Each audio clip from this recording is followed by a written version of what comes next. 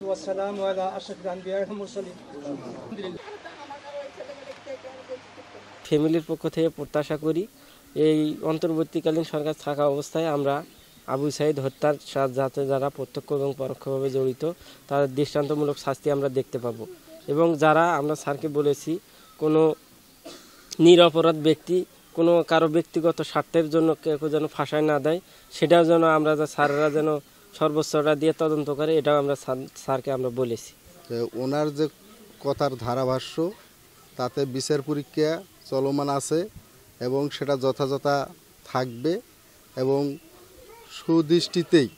এই বিচারের কাজ চলমান আছে যে যারা অপরাধী তারাই শাস্তি পাবে আর যারা নিরপরাধী তারা যেন শাস্তি না পায় এটা আমরা দাবি করছি। তিনি আশ্বস্ত করছেন যে সঠিক বিচার সঠিক তদন্ত করেই তাদের এই শাস্তি হবে।